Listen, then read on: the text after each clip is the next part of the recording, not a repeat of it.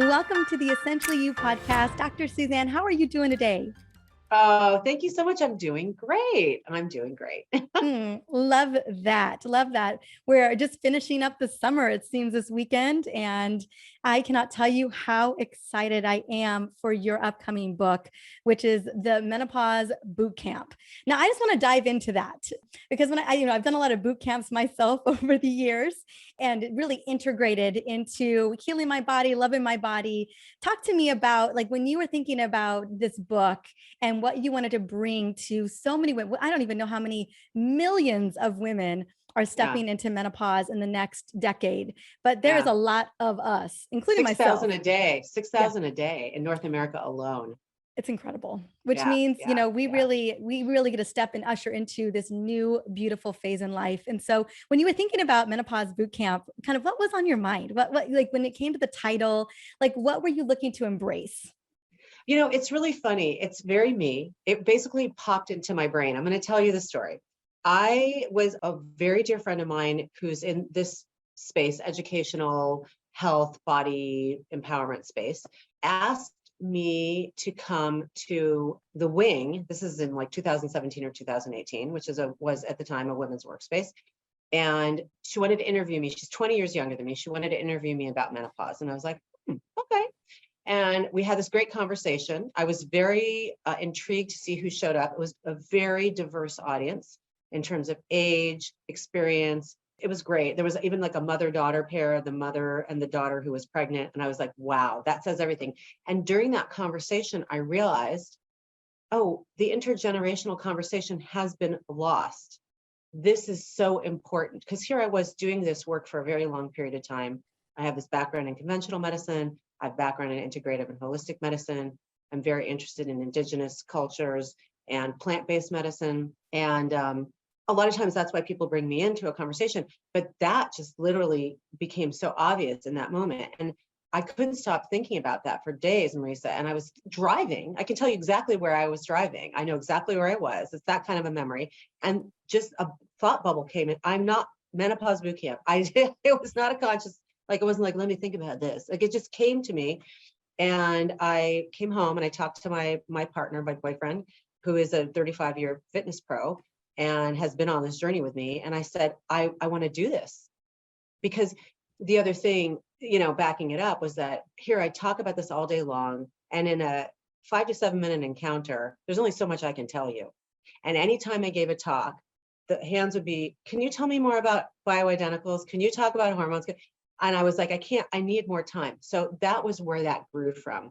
Addressing the need that was out there. People are and were so hungry for that, just basic information, support, a safe space to discuss it because it feels scary, shameful, anxiety provoking. I don't want to out myself how old I really am, that I'm going to be invisible. This narrative that we are buying.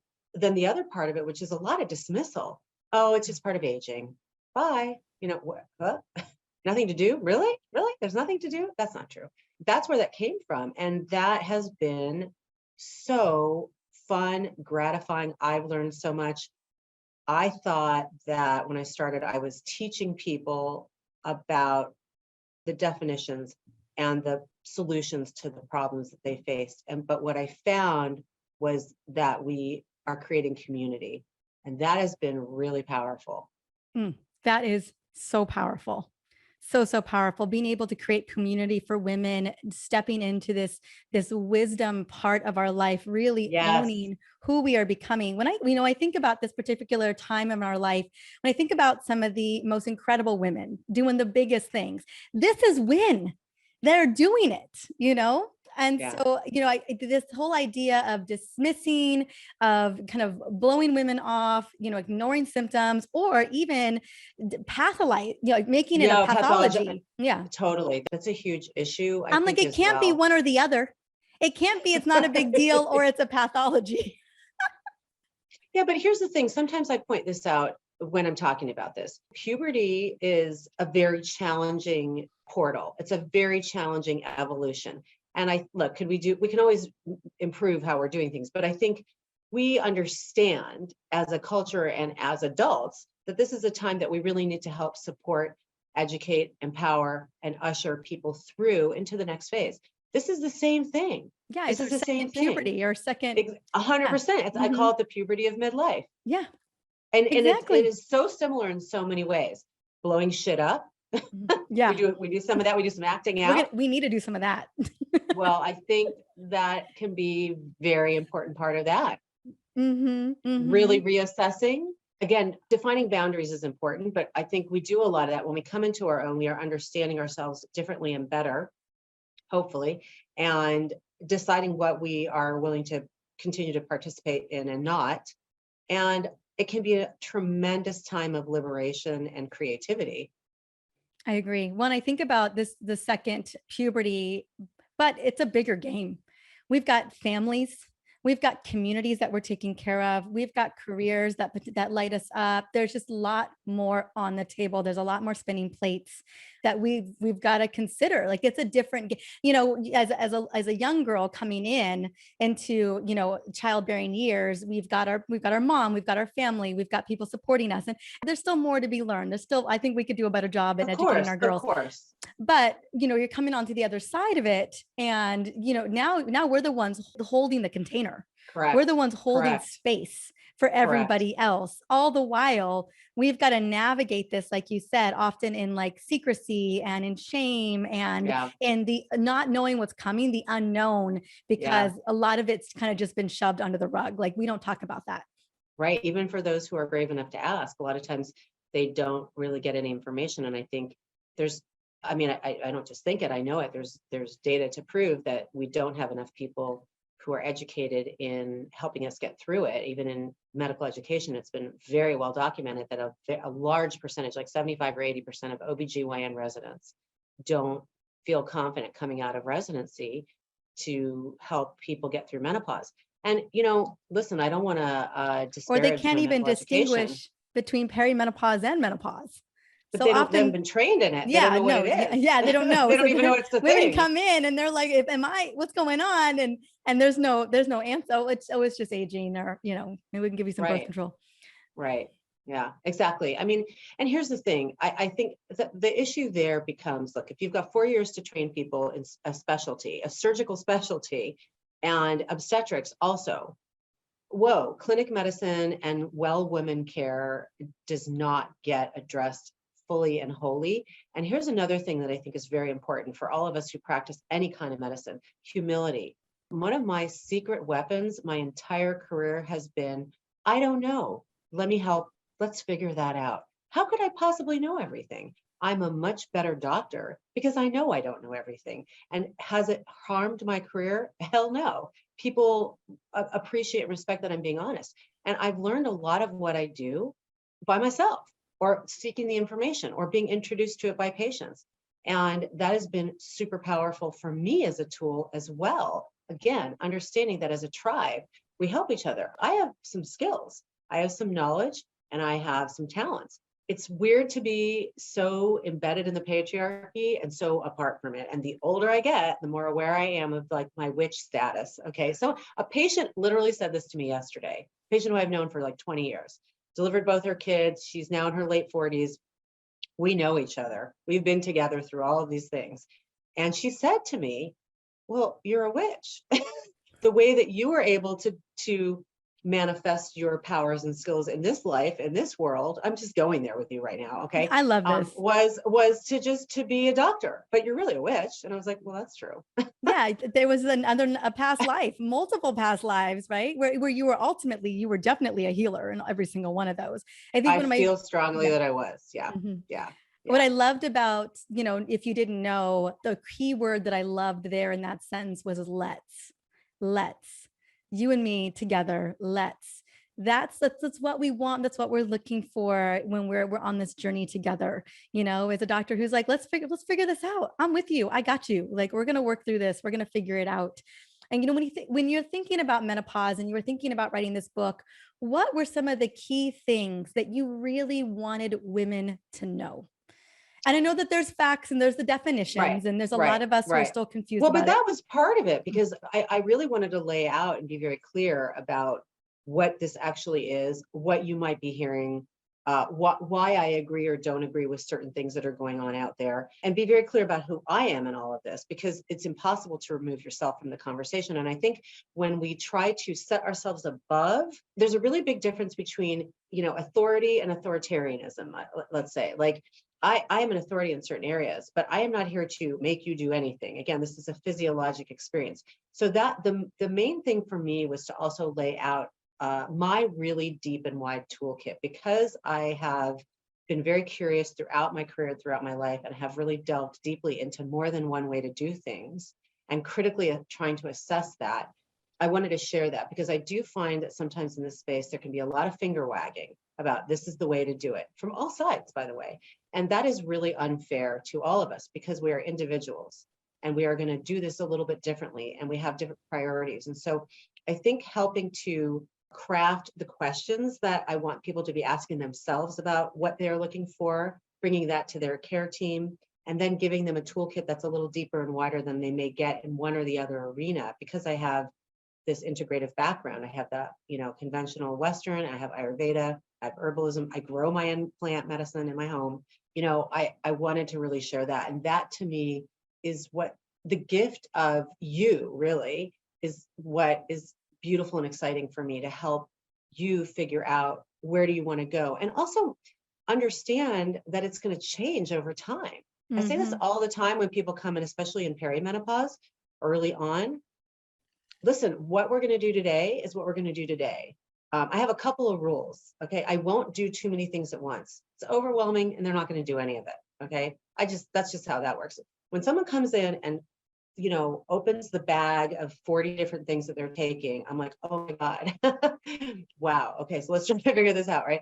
So I'm not that person. I'm not going to do that. I'm going to help you prioritize, right? Okay. We're going to try this right now. And this may work great for the next 3 years. It also may not work at all. So we're going to keep in conversation, because you're changing, things are evolving. How do we really learn how to go with the flow? It's one thing to say that, and it's another thing to help create, like you said, a container where people can flow. So I really strive to do that. Oh, I love that. Yeah, I always think of it as our bodies, the physiology, our mental mindset around it. All of it is shifting and changing. Who we are becoming is shifting and changing as we're moving through this passage of life. Well, I would love to. One of the things that you just mentioned was some of the questions. Not only questions to practitioners, but also maybe questions we should be asking ourselves as we move through this. Are there some specific questions that always just come up for you that are just like, yeah, that's the one we should get more clarity on, or we should be thinking about?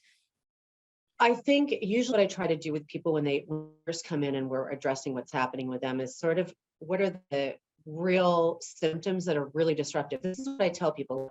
There are things that are going to change. There are things that are going to be bothersome. If I can educate you on what is common, physiologic, normal, likely to pass, and it's not bothering you, we don't actually have to do anything about that. It's something that's persistent and disruptive.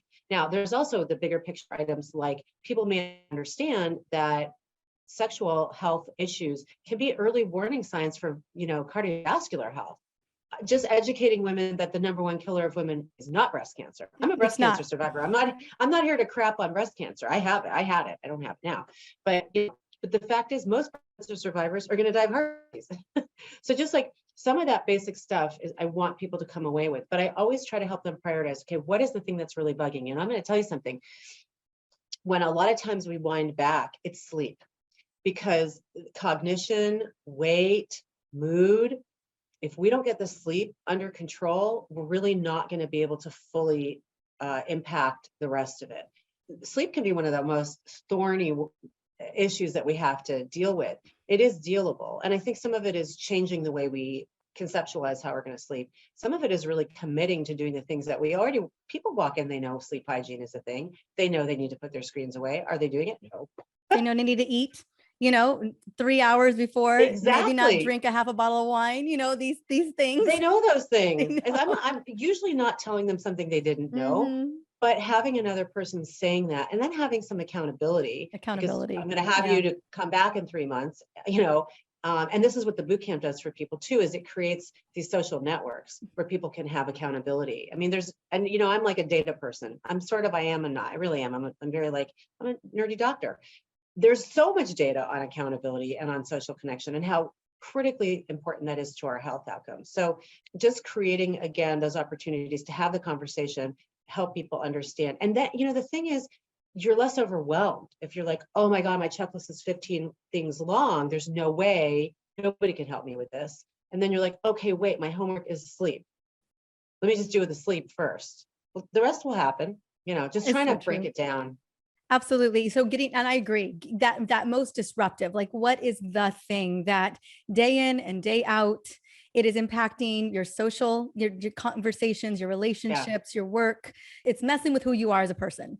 I agree. 100%. The other thing that happens around this age group often is that the relationships are difficult, and people are really coming to terms with the reality of their primary relationships and whether or not they can continue to tolerate them. That can be intense and that can be thorny, but it's also very, very powerful medicine, frankly. And honestly, look, the last 2.5 years, people are traumatized. People are in crisis and they are exhausted. So I had somebody in recently who reminded me that they had called me early in the pandemic and they were like, I don't know if I have COVID or if it's menopause. Or both. Is it both? Right. I was like, I don't know. It could be. Because menopause is a journey. You know what I'm saying? Like, right. I know. But the beginning was like hot flashes, not sleeping, feeling anxious. I was like, well, it could be both. Could be either. I don't know. We'll just deal with it, But the truth is, it's like a funny joke, but it's not. We're all freaking exhausted. Yeah. We've been like in a cortisol bath for 2.5 years, which is not good for any of us. No, it's not. I mean, talk about that propensity for increased cardiovascular risk and metabolic dysfunction, and really just a brain that doesn't work for us when we're constantly firing off that stress response system. Yeah, your frontal lobes shut down. I mean, we know like a kid in a tantrum cannot process, right? But that's kind of where that's like my son earlier today. Fun. That was my plane ride here last night. That was great. But the cool thing is, it wasn't my kid. My kid is down the hall and he's almost 25 and he doesn't do that anymore. Mine's 20 months.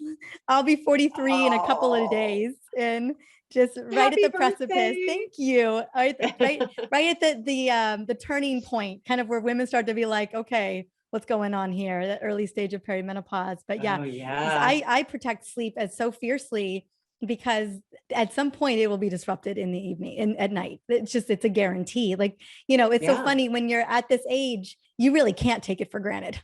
Like, I just cannot, I'm trying to get my 5 hours before I'm waking up somewhere in the middle of the night. Yeah. Somewhere in there. Right. But that's a hard one too. And I think and I'm not a sleep expert, but the interesting story about sleep is we're starting to understand it a lot more. I mean, there's the whole brainwaves thing, but there's also like some cultural notions that are a little bit off. Some of it is that our technology we have not kept pace evolutionarily with technology, right? So we weren't even designed to be up past dark.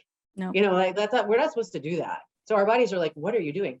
But there's also some interesting like evolutionary biology stuff on humans may have actually evolved to have like 2 sleep sessions, like that sundown to the middle of the night, wake up, maybe do some stuff, then go back to sleep. The problem is that the culture doesn't support it. So we just have to try to do the best we can. Totally. And protecting our sleep is important. Totally. Well, I was just thinking about, there's so many different measurables out there. One of the things I've been playing with is a continuous glucose monitor.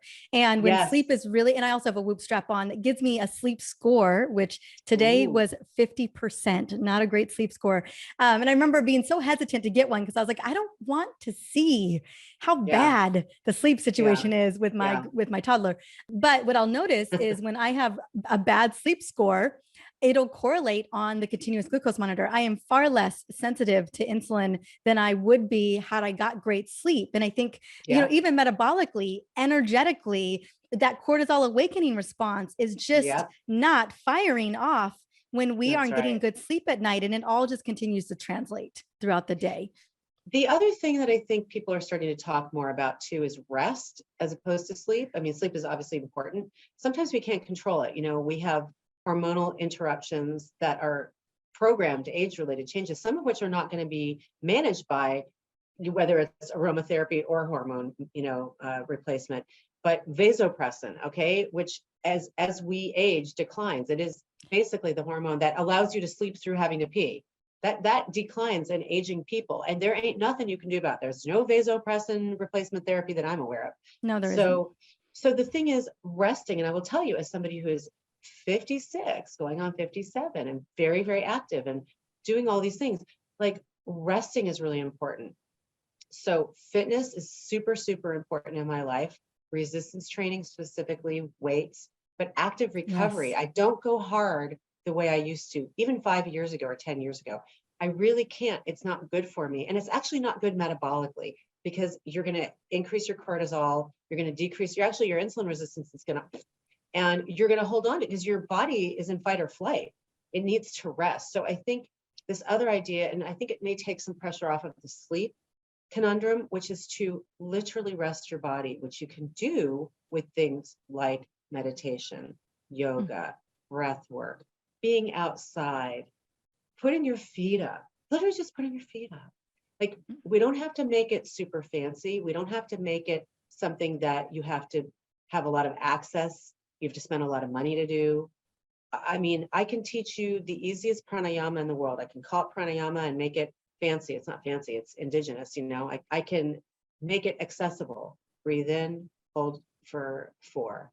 So breathe in for 4, hold for 4, exhale for 4, hold for 4. Okay. You do that in the middle of a Zoom meeting that's making you nuts, or between, or when your toddler is acting like a jerk.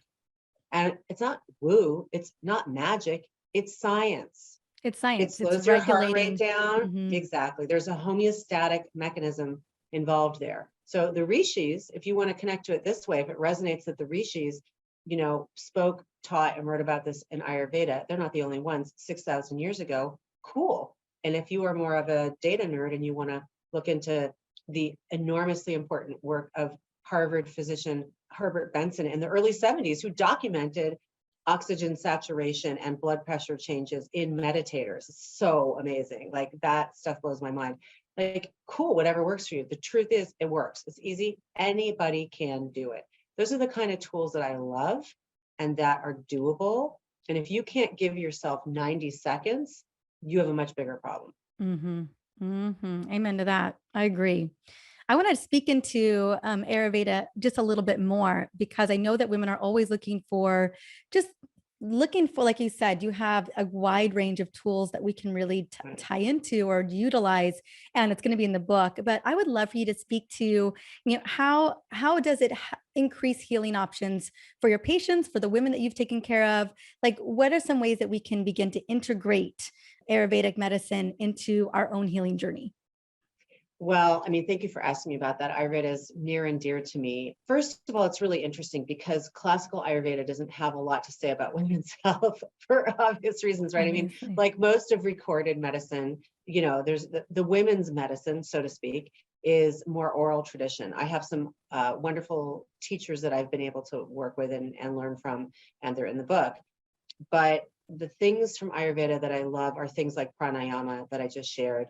Yoga, which a lot of your listeners and followers may not realize is actually a branch of Ayurveda. Ayurveda is the traditional healing system that derived from the subcontinent of India, very similar to Chinese medicine, probably grew up around the same time.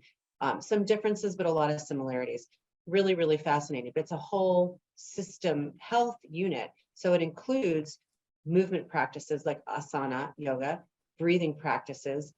It is unique to your individual constitution. So it can get a little unruly and difficult for people to understand, because what I may offer to you may not be what I offer to her. So without doing that deep dive, we can take some of the more basic practices that are healing, that bring us back into our body, slow us down, that we know actually have a physiologic benefit and a scientific basis, as it turns out. It's funny to me that we need to prove all of that, but people have proven it. So we'll just say that and leave it there. I love botanical medicine. I'm a big fan of botanical medicine and growing things. Not everybody's going to be able to grow their own plant medicine, but there are a lot of opportunities there. Ashwagandha has become very popular as an adaptogen out in the world, and I have mixed feelings about it. I mean, from an Ayurvedic perspective, it's cherry picking, it's westernizing something from a system. However, there's a lot of benefit with that particular herb as an adaptogen, and particularly in perimenopause and menopause, in terms of downregulating and upregulating parasympathetic and downregulating sympathetic control. So mood energy. I think those are the areas I would look at best that have the best data. Self-help practices, self-healing practices. I love Abhyanga. So traditional Abhyanga is 2-person massage. Okay. It's amazing. If you could ever get it, you should do it. And it does do that same thing. It helps to encourage parasympathetic. Okay. It's really nourishing. Most people aren't going to be able to lay there with 2 body workers and oil and for 4 hours and cost you $700. However, you can take organic oil, put it into your shower. At the end of your shower, do a self body massage. You got to be careful that you don't slip. Here's what it's going to do for you. And there are specific techniques, and I think I actually have it in the book. But again, 60 seconds, 30 seconds at the end of your shower, it's going to moisturize your skin, which you need, because as we are having these shifting hormones, estrogen and collagen changes the way our skin is getting those nourishments, right? We have vasoconstriction, we have less blood supply, less oxygen, less nutrition, and less collagen going to the skin. So it's going to moisturize the skin. It's going to encourage blood flow and stimulate. It's going to release oxytocin, which is a feel-good hormone. And it's going to make you feel good. And if you just gave yourself a little tiny gift, again, if you can't add that for less than a minute at the end of your shower, I have questions. This is a way for us to adopt a modern healing technique into our daily practices. And just that act of self-love is a political statement, frankly. You know, I could go on, but I love that one. That one's that's doable. There's no one who can't do that. You don't even need a shower. You do it in front of a sink if you don't have a shower. It's nice to have that connected to that ritual. I always like to pair rituals to something you're already doing. We're all already showering, you know, right. Or we're at the sink at least twice a day.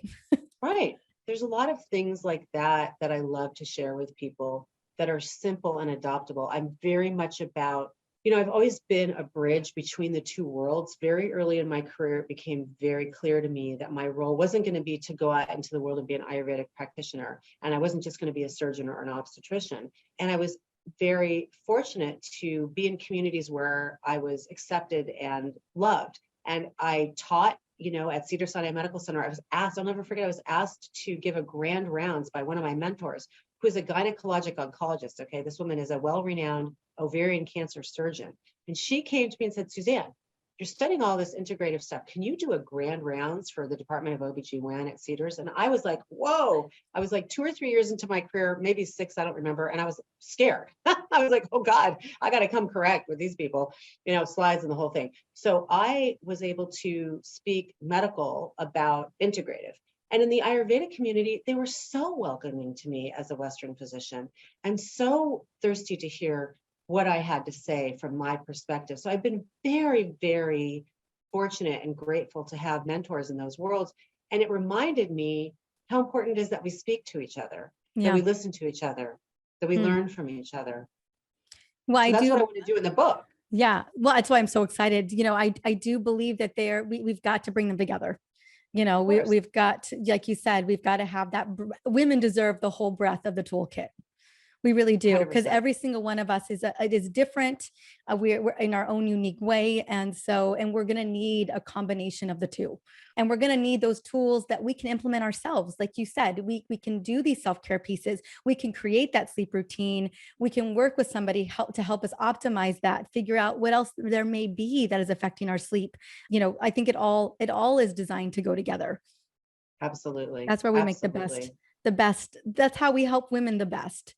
Is when they're feeling fully supported. That's also what's sustainable. If I'm offering you something that is not doable or sustainable, then really it's interesting, but it's not anything that's going to be very impactful.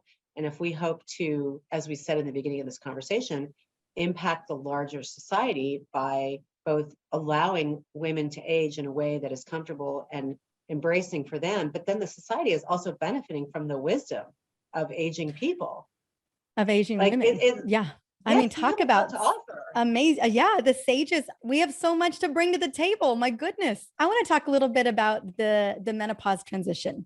You know, are there some things, you know, in terms of, I know so many women they don't know what's happened. They're kind of dreading it. It's just not clear. They don't have a lot of intention around it. And that's my whole thing is like, let's have you decide. How do you want it to look? How do you want to feel on, in menopause? What would you love to be doing on that, just as you step into this next beautiful transition? And I think intention is so, so important. When you talk to women about having a more fulfilling transition in a menopause, is intention a part of it? Is it self-care that's a big piece of it? Is it really a mindset piece for us? That is such a great question. First of all, I love talking to women much younger than me about this. And I love that you have so much knowledge and so much passion around it well before you're there, because you will be able to come into that transition with an intention. I think a lot of what I have done in my career is dealing with women who are well in the middle of it already and just completely sidelined in life because of it, because it has harmed them actually to not have the information. I mean, my dream is for people to enter into it with an intention.